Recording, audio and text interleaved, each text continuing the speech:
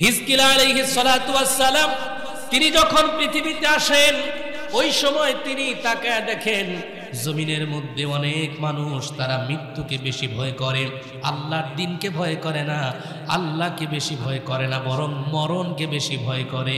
কাকে? মরণকে বেশি ভয় করার কারণে তারা সত্য কথা বলে না, ইসলামের কথা বলে না, দ্বীনের কথা বলে না, তাওহীদের বাক্য উচ্চারণ করে না। যদি মানুষ তারে মেরে ফেলে অথবা তাকে যদি কটু কথা বলে, এই কারণে না বলার কারণে একবার তাদের মধ্যে মহামারী আসলো। আমাদের এই জামানায় একটা মহামারী আসছে, বলেন তো মহামারীটার নামটা কি ছিল? করোনা। না, করোনা কেন আসলো? আমাদের দেশে অবৈধ কাজ এত বেশি চলেছিল, আল্লাহ তাআলা কতবার বললেন, বাবারে এই কাজ তুই করিস না, বান্দারে এই কাজ তুই করিস না, তুমি এই কাজ করো না, তুমি এই কাজ করো না, তুমি জিনা ব্যভিচার করো না, তুমি সুদ ঘুষ খেও না, দুর্নীতি করো না, মানুষের উপরে অত্যাচার জুলুম করো না, তুমি এগুলো আল্লাহ বারবার নিষেধ করতেছে, করো না, করো না, করো না, যদি করো আমি আল্লাহ পাঠিয়ে দিব করোনা। এ কথা কোন ঠিক কি না? তো বান্দা যখন করোনা করোনা করতে করতে বান্দা যখন করা ছাড়ে না, আল্লাহ বলে আমি পাঠিয়েও দিলাম তোর কাছে করোনা। ঠিক কি না? যার কারণে এই করোনাময় ভাইরাস এসে তাম দুনিয়াকে একটা লাড়া দিয়ে গেল, এমন জোরে লাড়া দিল সারা বিশ্ব আতঙ্কিত হয়ে গেল, নড়বড় হয়ে গেল সারা বিশ্ব। যেই সময় অর্থনৈতিকভাবে কত দেশগুলো দুর্বল হয়ে গেল, সারা বিশ্বটা তছনছ করে দিয়ে চলে গেল। আমার ভাইয়েরা, এই করোনার মহামারীর মধ্যে হাজার হাজার লক্ষ মানুষ মৃত্যুবরণ করেছে। এই যে মানুষগুলো মৃত্যুবরণ করলো, এই মহামারী আজকে নতুন না। হিজকিল আলাইহিস সালামের জামানাতেও সেই যুগেও এরকম একটা মহামারী এসেছিল, যেই মহামারীতে মানুষগুলো একাধারে লাগাতার মানুষগুলো মৃত্যুবরণ করতেছিল, মৃত্যু পরিতে রূপান্তরিত হয়েছিল, গণহারে মানুষ মরতেছিল। সেই সময় মানুষগুলো একটা এলাকার মধ্যে ছিলেন, সেই এলাকার নাম বলা হয় ওয়াসেত নামক একটা শহর। শহরের নামটা কি? ওয়াসেত। এটা হলো মিশরে। কথা বলেন কোথায়? মিশর দেশে ওয়াসেত নামক একটা শহর। ওয়াসেত নামক শহরের মধ্যে একটা এলাকা ছিল, এলাকার নাম ছিল দাওয়ারদান। এলাকার নাম কি? দাওয়ারদান। এই দাওয়ারদান নামক একটা এলাকা, শহরের নাম হলো ওয়াসেত, আর দেশের নাম হলো মিশর। দেশের নাম কি? এই মিশর দেশে ওয়াসেত শহরে দাওয়ারদান এলাকার মধ্যে হঠাৎ করে একবার মহামারী চালু হয়ে গেল। গণহারে মানুষগুলো মরতেছিল। এই মৃত্যুবরণ এতটা বেড়ে গেল, মানুষগুলো হায় হুতাশ হয়ে গেল, কোথায় যাই, কোথায় পালাই, পালানোর কোনো জায়গা নাই। তারা সেখান থেকে অনেক মানুষ সেই জায়গা থেকে নিজেদের ঘর বাড়ি ছেড়ে তারা বাড়িঘর ছেড়ে বের হয়ে যেতে শুরু করলো। এইরকম এক দুইজন নয়, বরং 30,000 মানুষ সেই এলাকা থেকে বের হয়ে অন্যত্র চলে গেল। চিৎকার মেরে বলেন আল্লাহু আকবার। কত হাজার মানুষ? 30,000 মানুষ সেই এলাকা থেকে পলায়ন করল। কেন? মহামারী এসেছে। সুতরাং এই মহামারী এলাকায় যেহেতু এসেছে, এখানে আমরা সবাই মরব, এই ভয়ে মরার থেকে বাঁচার জন্য তারা সেই এলাকা থেকে 30,000 মানুষ বের হয়ে গেল। এই মানুষগুলো চলে গেল, আর কিছু মানুষ এলাকায় রয়ে গেল। যেই মানুষগুলো এলাকায় রয়ে গেল, এই মানুষগুলোর মধ্য থেকে অনেক মানুষ দুনিয়াতে এই রোগে আক্রান্ত হয়ে, মহামারীতে আক্রান্ত হয়ে, ভাইরাসে আক্রান্ত হয়ে মারা গেল। তাদের মধ্য থেকে কিছু মানুষ বেঁচে রইল। এই মানুষগুলো বেঁচে থাকার পরে তাকায় দেখে, যখন মহামারীটা মোটামুটি বন্ধ হয়ে গেল, বন্ধ হওয়ার পর তাকায় দেখে কি ব্যাপার, আমাদের আত্মীয় স্বজন, ভাই বোন, পাড়া প্রতিবেশী যারা ছিল সব মরে ছারকার হয়ে গেল। অল্প কিছু মানুষ আমরা বেঁচে আছি, কিন্তু আমরা তো এখানে ছিলাম বিদায় আমাদের ভাইয়েরা মরল। আমরা তো বেঁচে আছি, এখানে আছি, তারপরও বেঁচে আছি। কিন্তু যেই মানুষগুলো এই এলাকা থেকে বের হয়ে চলে গেছে, একটু খোঁজ নিয়ে দেখি তো তারাও বেঁচে আছে নাকি। আল্লাহু আকবার বলেন। একটু খোঁজ নেওয়া দরকার আছে না নাই? যারা এই মহামারী থেকে বাঁচার জন্য, মরণ থেকে বাঁচার জন্য যারা এলাকা থেকে বের হয়ে গেল, একটু খোঁজ নেওয়া দরকার, ওই মানুষগুলো কি এখনো বেঁচে আছে? খোঁজ নিতে নিতে একদিন হঠাৎ করে তাকায় দেখে অনেক মানুষ দলে দলে দলে দলে আবার সেই নিজ এলাকার মধ্যে আসতেছে। এমন মুহূর্ত, এমন অবস্থা দেখে এলাকার যে মানুষগুলো বেঁচে ছিল তারা তাদেরকে ডাক দিয়া বলতেছে, কি ব্যাপার, তোমরা যতজন মানুষ এখান থেকে বের হয়ে গিয়েছিলা তোমরা কি কেউ মরো নাই? তারা বলে যে না না না, একজন মানুষ আমরা মরি নাই, সবাই ভালো আছি। কিন্তু এই লোকগুলো বলে আমার এলাকায় যত মানুষ ছিল অধিকাংশই মারা গেছে, ভাগ্যক্রমে আল্লাহ আমাদের কয়েকজনকে বাঁচায় রাখছে। এইবার এই বিশ্বাস তাদের অর্জন হয়ে গেল। তারা আফসোস করতে লাগলো, হায় হায়, এই এলাকায় যখন মহামারী শুরু হলো ওই সময় যদি আমরা সকলে মিলে এই এলাকা থেকে বের হয়ে চলে যেতাম তাহলে আমাদের এত মানুষগুলো মারা যেত না, ক্ষয়ক্ষতি হতো না। আমরা তো ভুল করে ফেলেছি, যারা বের হয়ে গিয়েছিল তারাই তো ভালো করেছে, যারা বের হই নাই আমাদের তো কাজটা ভালো হয় নাই। এই কারণে মনে মনে নিয়ত করলো আগামীতে কখনো যদি কোনো রোগে আক্রান্ত হয় অথবা মহামারী ছড়িয়ে পড়ে সবার আগে আমরা বের হয়ে অন্যত্র চলে যাব। চিৎকার মেরে বলেন নাউজুবিল্লাহ। তাদের অন্তরের মধ্যে একটা বিশ্বাস জন্ম নিল। বিশ্বাসটা কি? যেই মহামারী আসলো বিধায় আমার মানুষগুলো মারা গেল, যেই মানুষগুলো এলাকা থেকে বের হয়ে গেছে ওরা তো মরে নাই, বোঝা গেল এই মহামারীটাই মানুষকে মারতে পারে।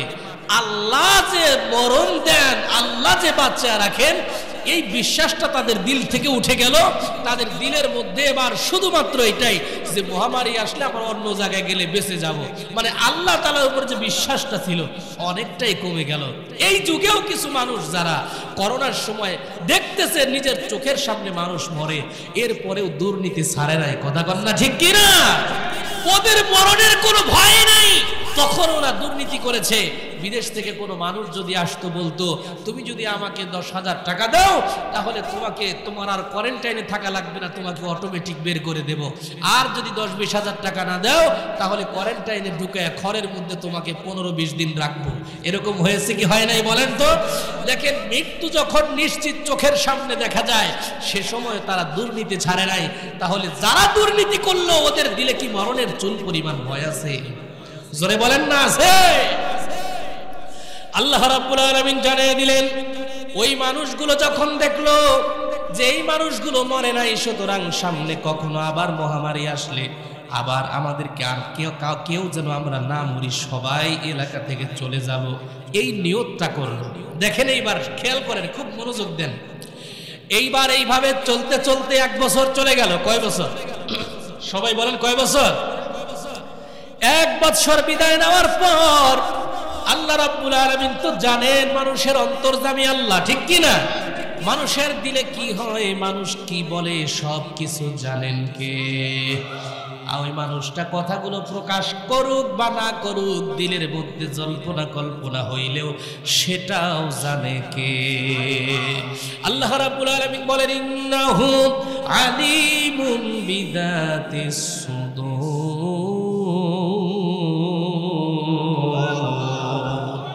মানুষের দিলে জল্পনা কল্পনা হইলেও সেটাও জানে আল্লাহ। আর যদি বান্দা কোনো কথা বলে ফেলেন তাহলে কিরামান কাতিবিনা ইয়ালামুনা মা তাফআলুন।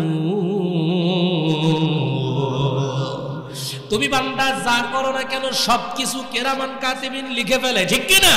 তাহলে তুমি যা করো না কেন সব ফেরেশতা জানে। আবার তোমার দিলের মধ্যে কি আছে সেটা ফেরেশতা জানে না, ওইটা জানে কে? তাহলে দিলেরটা একমাত্র জানেন, বলেন কে? ওরা একদিকে মুখ দিয়া বলল প্লেগ রোগ আবার আসলে আমরা চলে যাব। 2 নাম্বার তাদের দিলের মধ্যেও ছিল যখনই মহামারী ছড়িয়ে পড়বে আমরা চলে যাব। আল্লাহ তাআলা দেখলেন এদের ঈমানটা তো ভিন্ন হয়ে গেল। এই কারণে রব্বুল আলামিন তাদের ঈমানটাকে মজবুত করার জন্য, ঈমানের দিকে ফিরিয়ে আনার জন্য আল্লাহ দেখায়া দিতে চাইলেন তুমি যেই মরণ থেকে পালাতে চাও, তুমি এখান থেকে পালানোর পরেও জীবিত থাকতে পারবা না, কারণ মরণের মালিক জোরে বলেন কে? আর তাদের মরণ যখন আল্লাহ লিখে রেখেছিল, এই মহামারীতে তোমরা অবস্থান করার পরেও তাদেরকেই মৃত্যু দিয়েছি যাদের মরণ লেখা ছিল, আর তাদেরকে বাঁচায় রাখছি যাদেরকে এখনো আমি আল্লাহ হায়াত দিয়েছি, তারা বেঁচে আছে। সুতরাং হায়াত মৌতের মালিক বলেন তো কে? সকল ক্ষমতার উৎস জোরে বলেন কে? জনগণ বলা যাবে? এই যে আমাদের কমিশনার পদপ্রার্থী বসে আছেন, ওনাকেও বলবো এই কথা সবসময় মনে রাখতে হবে। যত বাম দল রাম দল আপনার সামনে আসুক না কেন, আপনাকে ইসলামের কথা আগে মানতে হবে, তারপরে রাম বাম তারা কি করে, নাস্তিক মুরতাদ কি বলে না বলে ওইটা পরের কথা, আগে আমাদের ইমানের কথা, কোরআনের কথা, ঠিক কিনা? এই জন্য কোরআনের পক্ষে থাকার মানুষ আমাদের সমাজে দরকার আছে না নাই বলেন তো? আল্লাহ রাব্বুল আলামিন ভাইকে কবুল করুন বলেন আমিন। আমি ওনাকে বলেছি, আপনি যদি আল্লাহর দ্বীনের জন্য, কোরআনের জন্য যদি নিজেকে বিলীন করে দেন, আপনি কোরআনের সব কথা জানেন না, সব ঘটনা জানেন না, কোরআনের সব বিধানও জানেন না, কিন্তু আপনাকে এইটা অবশ্যই আমার থেকে পরামর্শ নেওয়া লাগবে। আমি থাকি বা না থাকি, যিনি থাকবে মসজিদের ইমাম তার পরামর্শে চলা লাগবে, ঠিক কিনা?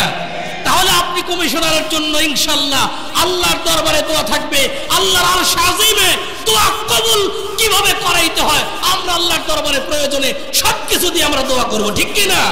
শুধু আমরা চাই কোরআনের পক্ষে আপনাকে থাকতে হবে, ইসলামের পক্ষে থাকতে হবে, আর ইমামদেরকে আপনার মাথার তাজ হিসাবে রাখতে হবে। সমাজের সকল কার্যক্রমগুলো বাস্তবায়ন করার আগে ইমামদেরকে সাথে নিয়ে কোরআনুল কারীমের বিধান কায়েম করে আপনাকে বিচার ফয়সালা করতে হবে, ঠিক কিনা? আল্লাহ যেন ভাইকে কবুল করেন বলেন আমিন। এইবার দেখেন কি হলো, হিজকিল আলাইহিস সালাতু ওয়াস সালামের জামানার কথা বলছি। আল্লাহ পাক রব্বুল আলামিন দেখায় দিলেন, একটা বছর ঘোরানোর পর যেই এলাকা, ওই যে বললাম মিশর শহর, মিশর দেশ, শহরের নাম বলেছি ওয়াসেত, এই ওয়াসেত নামক শহরের ভেতরে দা ওয়ারদান নামক এলাকার মধ্যে যে মহামারীটা চলল, এক বছর পর আবার সেই মহামারী আল্লাহ দিয়ে দিল। কেন?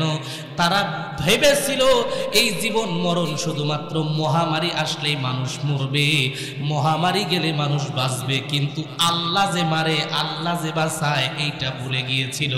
আমার আল্লাহ এটা প্রমাণ করার জন্য তাদের এক বছর পর আবারও মহামারী তাদের এলাকার মধ্যে জারি করে দিল। একটু চিৎকার মেরে বলতে হবে আল্লাহু আকবার। খারাপ লাগতেছে? জীবনে শুনছেন এই ওয়াজ? শোনেন নাই আসলে না? আমি ভাবছি অনেক শুনছেন মনে হয়। যাক, আল্লাহ রাব্বুল আলামিন দেখেন, তাহলে কোরআনের কথা কিন্তু নতুন নতুন কথা, ঠিক কি না? এই যে অনেকেই জানেই না, শুনি নেই জীবনে। শুনি নেই কেন?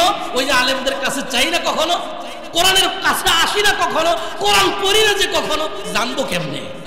এজন্য এই কোরআন জানার জন্যই এরকম এই যে দারুল ইসলাম হিফজ মডেল মাদ্রাসা, এই কোরআন জানার জন্যই বাংলাদেশের আনাচে কানাচে হাজার হাজার লক্ষ লক্ষ মাদ্রাসা, ঠিক কিনা? এজন্য মাদ্রাসা বন্ধের পায় তারা যারা করবে, ওদের দাঁত চাপা থেকে ফেলে দেওয়া হবে, কিন্তু মাদ্রাসা বন্ধ করার জন্য এক সেকেন্ডের জন্য আমরা তৈরি হব না। কথা কোন ঠিক কিনা? মাদ্রাসা লাগবে, মাদ্রাসা না থাকলে কোরআন কোথা থেকে জানবো? এই যে আমি কোথা থেকে কোরআন শিখেছি বলেন তো? এই মাদ্রাসা থেকে শিখেছি। সুতরাং মাদ্রাসা আমাদেরকে টিকাতে হবে, তাহলে কোরআনের এলেম টিকবে, কোরআন টিকবে। কোরআনের এলেমগুলো আমরা আলেমদের কাছ থেকে জানতে পারবো, ঠিক কিনা? আল্লাহ রাব্বুল আলামিন এক বছর পর আবার মহামারী দিলেন ওই এলাকার মধ্যে। এই মহামারী যখন আসলো, এই মহামারীর মধ্যে আবারও সেই মানুষগুলো রোগে আক্রান্ত হবে, এই ভয়ে তারা এবার ওই যে আগের বছর, গত বছর থেকেই তারা সিদ্ধান্ত নিয়ে রেখেছিল। আবার ওই ব্যক্তিগুলো ওই এক বছর আগেই তারা প্রস্তুতি নিয়ে রেখেছিল, মহামারী আসতে দেরি হয়, এলাকা থেকে সেই লোকজনগুলো পালায়া যেতে দেরি হয় না। জোরে কন নাউজুবিল্লাহ। ওরা পালায়া যাইতে কিসের ভয়ে? কথা বলে না, কিসের ভয়ে? মরণের ভয়ে। ওরা মরবে না, মরতে চায় না। এ যুগের মানুষও যারা শুধু দুনিয়া নিয়ে পাগল, টাকার পিছনে পাগল, সম্পদ আর সম্পদের পিছনে পাগল, নারী আর বাড়ি গাড়ির পাগল। এই মানুষগুলোদের পক্ষে ডাকলে ওরা জীবনে টাকাও দেয় না, নিজেও হাজির হয় না। আর যদি জীবন দিতে হয়, কোন সময় যদি দেখে যে ইসলামের পক্ষে কথা বলতে রাজপথে যদি নামি, পুলিশ একটু একটু পরে পরে কি জানি ফুটায়, ওইটা যদি কপালে লাগে তাহলে তো আমার জীবন শেষ, আমার বাড়ি শেষ, গাড়ি শেষ, নারী শেষ, আমার সম্পদ শেষ, সব শেষ। এই কারণে সে কি বলে, না আমার বাইচা থাকা লাগবে, আমার সম্পদ দরকার। আল্লাহর নবীর ইজ্জত নিয়ে কে টানা হেচড়া করে করুকা, ওদিকে আমার যাওয়ার দরকার নাই। এই লোকগুলা এই কারণে সম্পদের লোভে, অর্থের লোভে, বাড়ি গাড়ির লোভে এই মানুষগুলো আল্লাহর দিন রক্ষার জন্য রাজপথে নামতে পারে না। আওয়াজ দিয়ে বলেন কথা ঠিক কিনা? রাজপথে নামে কারা? বেশিরভাগ গরিব মানুষ। কথা বলেন কারা আছে? কারণ হইল ইসলামের পক্ষে, ইসলামের শুরু লগ্ন থেকেই যারা ইসলামের পক্ষে বেশি এসেছিল সবাই গরিব ছিল। জোরে কোন সুবহানাল্লাহ। এই জন্য নবী আলাইহিস সালাম বলেছেন, আমি দুনিয়াতে বড়লোক হওয়ার জন্য আসি নাই। জিবরিল আমিন একদিন এসে ডাক দিয়ে বললেন, ইয়া রাসূলুল্লাহ, উহুদ পাহাড়টা বিশাল পাহাড়, আপনি যদি চান আপনার জন্য পুরা স্বর্ণের পাহাড় করে দেওয়া হবে উহুদ পাহাড়টা। আল্লাহর নবী বললেন, আমার ঘরে এক বেলা চুলা জ্বলে না, 2 দিন চুলা জ্বলে না, 3 দিন না খেয়ে থাকি, অসুবিধা নাই, কিন্তু আমি স্বর্ণ চাই না, দুনিয়ার কোনো মানিক মুক্তা হীরা মানিক চাই না, আমি গরিবদের বন্ধু হয়ে গরিবানা জীবন পরিচালনা করতে চাই। তাহলে আল্লাহর নবী গরিবানাকে ভালোবাসতেন, ঠিক কি না? আমাদেরও যাদের টাকা পয়সা কম, আমরা সর্বাবস্থায় টাকা পয়সা নাই, খাবার নাই, অসুবিধা নাই, তবুও শুকরিয়া আদায় করি কার? প্রশংসা সবই কেবল তোমারই রব্বুল আলামিন, দয়ালু মেহেরবান করুণা ফুরান, আর কেহ নয় তুমি মালিক, শেষ বিচারের দিন, শেষ বিচারের দিন। আল্লাহু আকবার। তাহলে রব্বুল আলামিনের সব সময় শুকরিয়ার প্রশংসা আমরা করি, কারণ সুখে থাকি দুঃখে থাকি আমাদেরকে বাঁচায় রাখছেন কে? এই জন্য রাজপথে নামার জন্য যখনই ডাক আসবে ওলামায়ে কেরামের পক্ষ থেকে, আমি সম্পদশালী হই আর সম্পদ ছাড়া হই, প্রত্যেকের জন্য যারা ঈমানদার দাবি করে, আল্লাহ রাসূলের ইজ্জত রক্ষার জন্য, কালিমার পতাকা উড্ডীন করার জন্য, ইসলাম কায়েম করার জন্য প্রত্যেককেই ময়দানে ঝাঁপিয়ে পড়া দরকার। জোরে বলেন আছে না না? আমাকে কেউ মারতে পারবে না। এই যে আন্দোলনে কত মানুষ মারা গেছে, কিন্তু সবাই কি মারা গেছে? যার মরণ আল্লাহ লিখে রেখেছিলেন তারাই মারা গেছে, ঠিক কি না? আর যাদের হায়াত আল্লাহ রেখেছেন তাদেরকে এখনো গাজী বানায় রাখছেন। যারা মারা গেছে স্বৈরাচারীদের অত্যাচারে, বুলেটের আঘাতে, এই মানুষগুলোকে আমার আল্লাহ শাহাদাতের মর্যাদা দিবেন। কথা কোন ঠিক কি না? আমরা দোয়া করি আল্লাহ রাব্বুল আলামিন তাদেরকে শাহাদাতের উচ্চ মর্যাদা তাদেরকে দান করুন, বলেন আমিন। আল্লাহ রাব্বুল আলামিন দেখলেন এই মানুষগুলো তাদের মহামারীর এলাকা ছেড়ে এইবার তারা সকলে দলে দলে হাজার হাজার মানুষ বের হতে লাগলো। বের হয়ে যেতে যেতে যেতে যেতে একটা সাগরের মাঝখানে একটা দ্বীপ আছে, যেমন বর্তমান চট্টগ্রামের কাছে একটা দ্বীপ আছে, নাম হলো সন্দ্বীপ। আছে না নাই? এই সন্দ্বীপ এইরকম দ্বীপের মতো, মানে চতুর্পাশে পানি, মাঝখানে শুধু একটা দ্বীপ। এইরকম একটা দ্বীপের মধ্যে মানুষগুলো চলে গেছে। তারা মনে মনে ভাবতেছে কোনো ক্রমেই যেন মহামারী আমাদেরকে ধরতে না পারে, ধরতে আসতে গেলেও যেন নদীর মধ্যে আটকা পড়ে। কত বড় জারুয়া! চালাকির তো একটা সীমা থাকা দরকার। নদীতে যেন আটকা পড়ে, মহামারী যেন ধরতে না পারে। একটা দ্বীপের মধ্যে হাজার হাজার মানুষ তারা জমা হয়ে গেছে, এলাকা ছেড়ে চলে গেছে। আল্লাহ রাব্বুল আলামিন তো জানেন, তিনি তো সব কিছু দেখেন। দেখলেন যে মহামারীর ভয়ে ওরা পালিয়েছে। আল্লাহ রাব্বুল আলামিন 2 জন ফেরেশতা নিযুক্ত করলেন। আওয়াজ দিয়ে বলেন কয়জন? আরো জোরে, জোর হলো না? দুইজন ফেরেশতা আল্লাহ নিযুক্ত করলেন, যেই দ্বীপের মধ্যে মানুষগুলো গিয়ে নিজের জান বাঁচানোর জন্য চলে গেল, ভাবলো মরণ থেকে পালিয়ে গেলাম, কোনদিন মরণ আমাদেরকে ধরতে পারবে না। আমার আল্লাহ তাদের মরণ দেওয়ার জন্য ফেরেশতা দিলেন দুইজন। জোরে কোন কয়জন? দুইজন। আমার আপনার মরণ যখন হয় ফেরেশতা আসে কয়জন? আরো জোরে। মালাকুল মউত মাত্র একজন মালাকুল মউত এসে আমাদের জানটা কবজ করে নেয়, কিন্তু তাদেরকে ধ্বংস করার জন্য আমার আল্লাহ দুইজন ফেরেশতা পাঠাইছেন। কারণ হলো ওদেরকে ভয়াবহ মৃত্যু দেওয়া লাগবে, সাধারণ মৃত্যু দেওয়া যাবে না।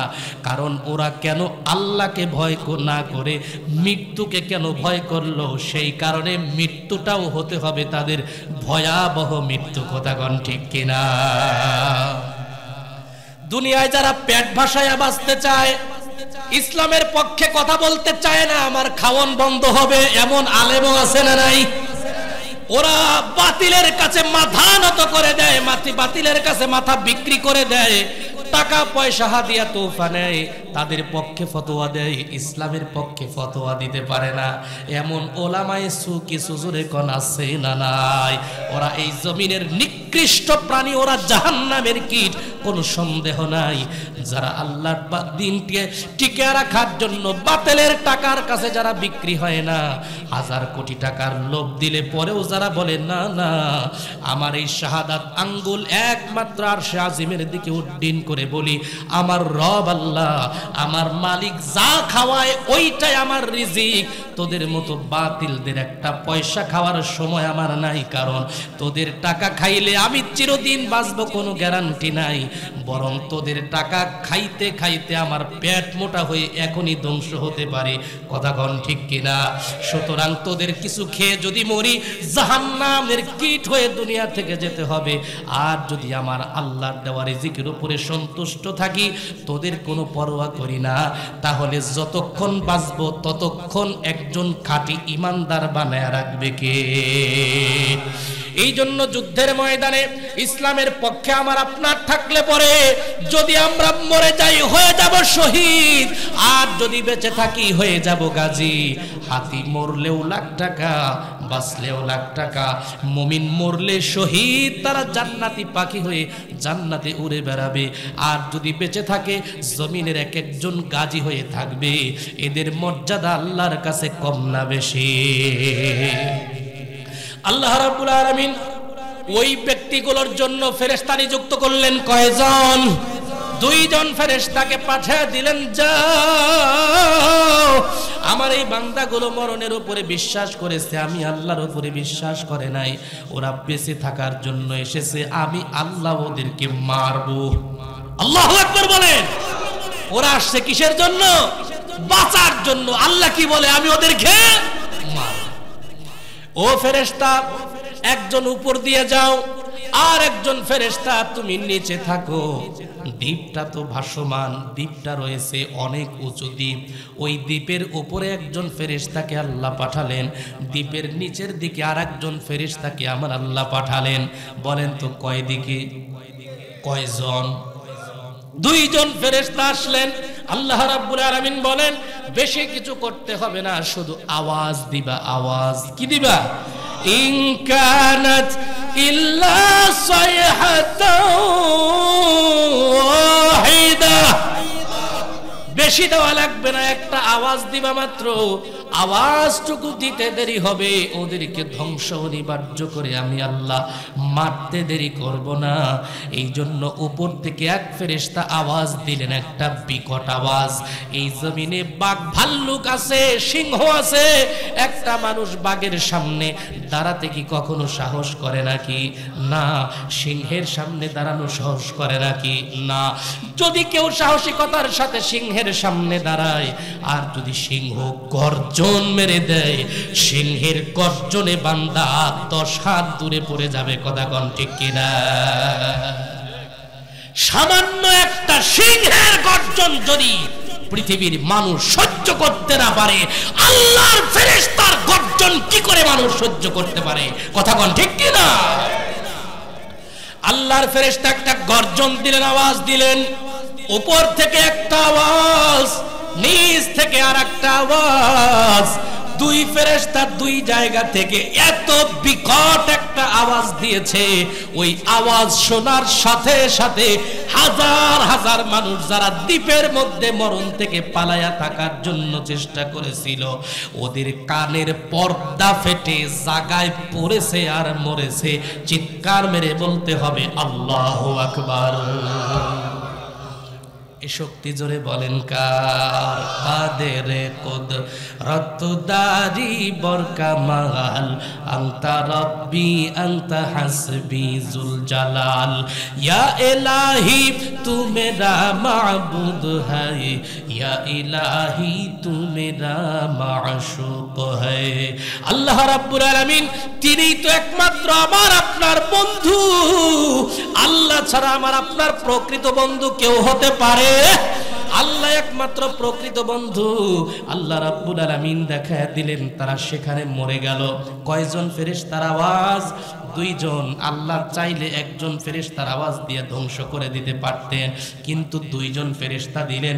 এটার দ্বারা তাদের আযাব যে কঠিন হয়েছে আল্লাহ বুঝায়া দিলেন। 2 নাম্বার, তারা মরে গেল, ধ্বংস হয়ে গেল। এইবার আল্লাহর ফেরেশতারা চলে গেলেন। ওই দ্বীপের কাছাকাছি ছিলেন হযরতে হিজকিল আলাইহিস সালাম, আল্লাহর একজন নবী। আল্লাহর কি নবী? নাম কি বললাম? হিজকিল আলাইহিস সালাম। তিনি হঠাৎ একদিন বাহিরে হাঁটতে হাঁটতে, সফর করতে করতে, ওই যেই দ্বীপের মধ্যে লক্ষ লক্ষ মানুষ মরে যায়, এই জায়গার মধ্যে এসে তিনি দ্বীপের সাইড দিয়ে হাঁটতেছিলেন। হঠাৎ করে তাকে দেখেন হাজার হাজার লাশ, লাশের পর লাশ, লাশের পর লাশ। কোন দিন এই লাশগুলো পড়েছে কেউ জানে না, তবে দেখা যায় টাটকা টাটকা লাশ। আল্লাহ রাব্বুল আলামিন জমিনের কীট পতঙ্গকে হুকুম করেছিলেন, কীট পতঙ্গরে অবশ্যই তোরা কখনো আমার এই লাশগুলোকে ধরবি না, ছুঁইবি না, খাইবি না। দুনিয়ার পোকামাকড়ের জন্য হারাম করেছিলেন। পাশের সমুদ্রের মাছগুলোকে বলেছিলেন খবরদার কখনো যেন তাদেরকে তোরা আদার বানায় না খাস, অর্থাৎ জমিনের কেউ তাদেরকে ভক্ষণ করবে না। আল্লাহ রাব্বুল আলামিন মানুষের জন্য এগুলাকে নিদর্শন বানাবেন। এইভাবে মানুষগুলাকে লাশের পর লাশ পড়েছিল, কতদিন ছিল কেউ জানে না। একদিন হিজকিল আলাইহিস সালাম পাশ দিয়ে যাচ্ছেন, হঠাৎ করে দেখে লাশের উপরে লাশ। এত লাশ কোত্থেকে আসলো, কেমন করে ধ্বংস হলো? কিন্তু হিজকিল আলাইহিস সালামের দিলের মধ্যে বড় তামান্না, বড় জানতে চাওয়া, এই যে হাজার হাজার লাশ পড়ে আছে, হাজার হাজার লাশগুলো আবারও কি কখনো জিন্দা হবে নাকি? একটু আওয়াজ দিয়ে বলেন আল্লাহু আকবার। আল্লাহ রাব্বুল আলামিন কোরআনুল কারীমে বলেন, কাইফা তাকফুরুনা বিল্লাহি ওয়া কুনতুম আমওয়াতান ফাআহইয়াকুম সুম্মা ইউমীতুকুম সুম্মা ইউহয়ীকুম সুম্মা ইলাইহি তুরজাউন।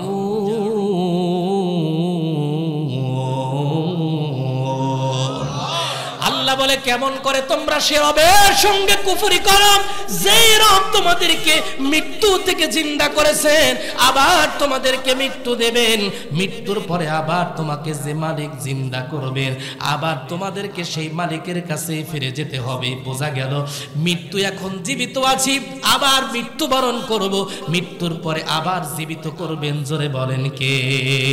আল্লাহ বলেন আবার জীবিত করব। এইবার হিজকিল আলাইহিস সালামের দিলে বড় প্রশ্ন, আল্লাহ এত হাজার হাজার মানুষ মরে যাওয়ার পরে তুমি আবার কেমনে জিন্দা করবা? আল্লাহ রাব্বুল আলামিন তো অন্তরের মালিক। হিজকিল আলাইহিস সালামের কলিজার অন্তরের এই তামান্না, এই কথাগুলো আল্লাহ তাআলা শুনে ফেলেছেন, তিনি তো জানেন। হিজকিল আলাইহিস সালামকে প্রশ্ন করেন, হিজকিল রে, তোমার কি বিশ্বাস হয় না এই লাশগুলোকে আমি আল্লাহ আবার জীবিত করতে পারবো? ডাক দিয়া বলে, আল্লাহ আমার তো বড় দেখতে মনে চায়, কেমন করে তুমি লাশগুলো জিন্দা করো? আল্লাহ রাব্বুল আলামিন জানিয়ে দিলেন, হিজকিল তোমার চোখ দিয়ে যদি দেখতে চাও, আমি আল্লাহ পৃথিবীর কিয়ামত পর্যন্ত মানুষের কাছে নিদর্শন বানাতে চাই, সুতরাং তুমিও দেখতে চাও, আমি আল্লাহ দেখায়া দিতে চাই, কিয়ামত পর্যন্ত মানুষ যেন জানতে পারে যে আল্লাহ মৃত্যু দিতে পারে, সে আল্লাহ মৃত্যু থেকে দুনিয়াতেই জীবিত করতে পারে। এই শক্তি একমাত্র শুধুমাত্র, জোরে বলেন তো কার? আল্লাহ দেখা দিতে চাইলেন। হিজকিল আলাইহিস সালামের দোয়া কবুল করলেন। ডাক দিয়ে বললেন হিজকিল দেখো কেমন করে আমি জিন্দা করি। তুমি যে লাশগুলো দেখেছো এই লাশগুলোর হাড় হাড্ডিগুলো পড়ে আছে, কারণ বহু বছর থেকে এগুলো লাশ কঙ্কাল হয়ে পড়ে আছে। এইবার আল্লাহ বললেন হিজকিল তুমি এই লাশগুলোর যে হাড়গুলো দেখতে পাচ্ছ, মানুষের শরীরে হাড় আছে না, এই যে হাড়গুলো দেখতে পাচ্ছ এই হাড়গুলোকে তুমি একটু ডাক দাও, দেখো তো উত্তর দেয় নাকি। সুবহানাল্লাহ কইবেন, আরো জোরে বলেন সুবহানাল্লাহ। আপনার এলাকার মানুষের হাড় বের হওয়া লাগে না, যখন মৃত্যুবরণ করে তখন ডাকলেই তো কোনো কথা আসে না, ঠিক কি না? আরে মরার আগেও কেউ যদি অজ্ঞান হয়ে যায় 1000 বার ডাকলেও কথা বলে না। দুনিয়াতে মানুষ জীবিত থাকতেই কথা বলতে পারে না, আর হাড় হাড্ডি থেকে কথা আসবে কেমনে, ঠিক কি না? যেই হাড় হাড্ডা থেকে কথা আসে বোঝা গেল এটা সাধারণ হাড্ডি না, এটা আমার রবের কুদরত, কথা কোন ঠিক কি না? আল্লাহ রাব্বুল আলামিন বললেন হিজকিল ওই হাড়গুলোকে ডাক দাও, হাজার হাজার মানুষের শরীরে হাড়গুলো পড়ে আছে, ডাক দাও। আর ওই হাড়গুলোকে ডাক দিয়ে বলো তোমাদের যত গোশত তোমাদের সঙ্গে লেগেছিল, জীবিত মানুষ থাকা অবস্থায় যেমন গোশতে ভরপুর ছিল তোমার এই হাড়গুলো, সমস্ত গোশত নিয়ে তুমি হাড় নিজেই সুন্দর সুসজ্জিত গঠিত হয়ে যাও। জোরে কোন সুবহানাল্লাহ। আদেশ করেছেন হিজকিল, কে বলেন তো? হিজকিল আলাইহিস সালাম একজন নবী, তিনি আদেশ করতেছেন কাকে? হাড্ডিকে। আর এই আদেশ করার জন্য আবার নির্দেশ দিবেন কে? আল্লাহ বলছেন হিজকিল তুমি দেখতে চাও তো তোমার নিজ হাতেই তুমি বানাও, আমি তোমাকে একটা অর্ডার দিলাম, আদেশ দিলাম, তুমি হাড়গুলাকে একটু ডাক দাও আর বলো ও হাড়, হাজার হাজার এই লাশের হাড় তোমাদের সঙ্গে যত হৃষ্টপুষ্ট গোশত মাংস দিয়ে গড়া ছিল আগে, তোমরা আগের মতো গোশত মাংসে ভরপুর হয়ে যাও। হিজকিল আলাইহিস সালাম বলেন আমি হাড়গুলোকে ডাক দিতে দেরি হয়, ওই হাড়ের মধ্যে সমস্ত গোশতগুলো লেগে একত্রিত হইতে দেরি হয় না। চিৎকার মেরে বলতে হবে সুবহানাল্লাহ। হিজকিল আলাইহিস সালাম এইবার 2 নাম্বার ডাক দেয়, ওরে হাড় তোমার যেই জোড়াগুলো ছিল ওই জোড়াগুলো একটা জায়গায় এসে জোড়া লেগে যাও। হাড়ে গুটে যেইগুলো যেই দিকে ছিটকে ফটকে পড়েছিল সব হাড়গুলো একত্রিত হইয়া একটার সঙ্গে আর একটা জোড়া লাগতে লাগলো। এইভাবে জোড়া লেগে গেল, গোশতে পরিপূর্ণ হয়ে গেল। এইবার ডাক দিয়ে বললেন তোমার উপরে যে চামড়া ছিল সেই চামড়াটা ইজামাটা সেখানে লাগায় দাও। চামড়াগুলো আবার এসে সমস্ত শরীরের সঙ্গে লেগে গেল। শুধু তাই নয়, মুফাসসিরিনে কেরাম বলেন তাদের গায়ের মধ্যে এই দ্বীপে আসার সময় যেই পোশাক পরিহিত অবস্থায় দ্বীপে এসেছিল, হিজকিল আলাইহিস সালামের আদেশে ওই পোশাক পর্যন্ত সেই সময় তাজা টাটকা হয়ে আগের মতো তাদের গায়ের মধ্যে লেপেছিল। জোরে কম সুবহানাল্লাহ। আর একটু আওয়াজ দিয়ে বলতে হবে সুবহানাল্লাহ। মানুষ না হয় গঠন হয় বুঝলাম, কিন্তু পোশাক কেমন করে আসে এটাও বলেন তো কুদরত কার? আল্লাহ রাব্বুল আলামিন জানায়া দিলেন ও হিজকিল তুমি দেখো তাদের গায়ের মধ্যে সেই আগের পোশাকটাও চলে আসলো। হিজকিল আলাইহিস সালাম তাকে দেখে কি সুন্দর পোশাক পরিহিত অবস্থায় সমস্ত লাশগুলো এখন শুয়ে আছে হৃষ্টপুষ্ট দেহ নিয়া, কিন্তু এখন উঠে দাঁড়ায় নাই।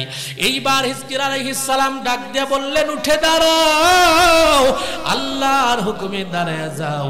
এই কথা বলতে দেরি হয়, সমস্ত লাশগুলো উঠতে দেরি হয় না। ওঠার সময় একটা বাক্য বলতে বলতে উঠেছিল, সেটা হলো লিল্লাহি তাকবীর। জোরে বলেন আল্লাহু আকবার।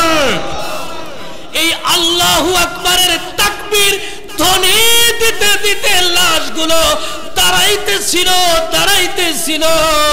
মুফাসসিরিনে কেরাম বলেন লাশগুলো যখন দাঁড়ায় যায় আল্লাহু আকবার কথা বলেছে, কারণ এই আল্লাহু আকবারের ভেতরেই এই লাশগুলোর সমস্ত শক্তিগুলো ছিল, কথা কোন ঠিক কিনা? এই জন্য পৃথিবীর কোন মানুষ যদি হার্টের রোগী থাকে, ওই হার্টের রোগী যদি বেশি বেশি আল্লাহু আকবার বলে, রব্বুল আলামিন তার তাকবীর ধ্বনির বরকতে ওই বান্দার হার্টের রোগ দূর করে দেন। শুধু তাই নয়, এই হার্টের মধ্যে সূক্ষ্ম সূক্ষ্ম লক্ষ কোটি কোটি কোটি কোটি তার আছে, এই রগ আছে, রগের মধ্যে রক্ত চলাচল করে। একটা যদি সামান্যতম ব্লক হয়ে যায়, স্ট্রোক করে মানুষ মারা যায়। বান্দা যদি বেশি বেশি আল্লাহু আকবার বলে, তাহলে আল্লাহ পাকের এই জয়ধ্বনি, এই তাকবীর ধ্বনির বরকতে বান্দার হার্ট ব্লকটা খুলে গিয়া চমৎকার সুস্থ হার্টে পরিণত হয়ে যায়। তাহলে আমাদের মূল শক্তি আল্লাহু, কথা বলেন, মূল শক্তি আল্লাহু আকবার। এই জন্য আল্লাহু আকবার তাকবীর যখন আমরা দেব, উঁচু আওয়াজে দেব। শয়তান একদিকে পালাবে, আর একদিকে আমি সুস্থ হয়ে যাব, আর একদিকে শক্তি সঞ্চার হবে, ঠিক কি না? তাকবীর দিয়ে দাঁড়িয়ে গেল হাজার হাজার লাশ, দাঁড়িয়ে গেল। 2 নাম্বার তারা বাক্য বলেছিল, আমার সঙ্গে পড়েন, সুবহানাকা আল্লাহুম্মা ওয়া বিহামদিকা ওয়া লা ইলাহা ইল্লা আনতা। সুবহানাল্লাহ বলেন, সুবহানাকা ইন্নী কুনতু মিনাজ জালিমিন।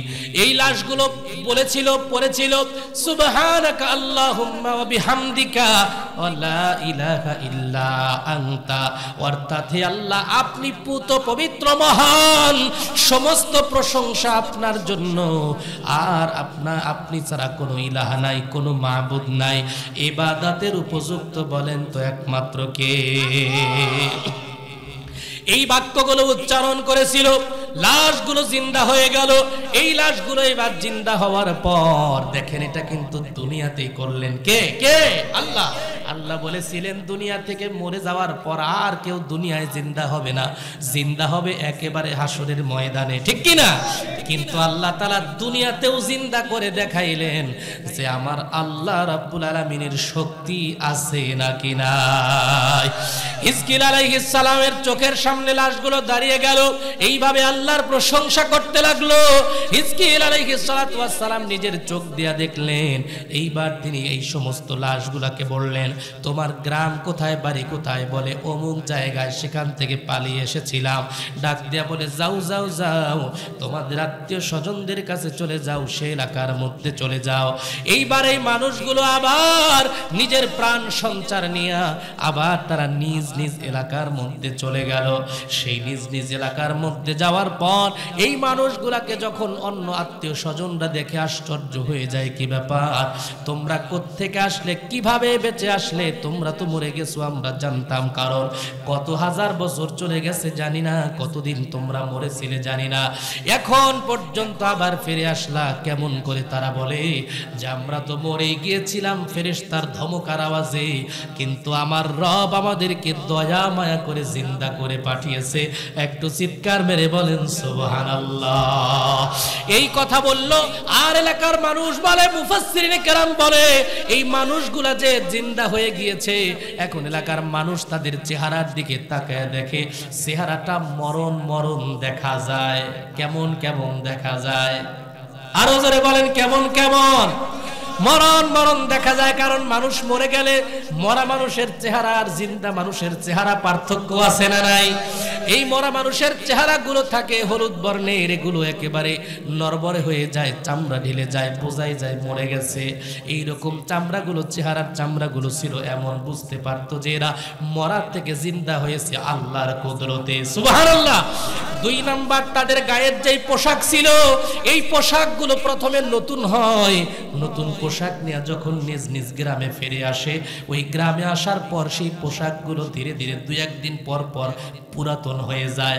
আবার ধৌত করে, আবার একটু ভালো লাগে, আবার পুরাতন হয়ে যায়। তার মানে অন্য পোশাক যেমন কেনার পরে মোটামুটি 1 বছর পরা যায়, কিন্তু এই পোশাকগুলো 1 বছর থাকে না।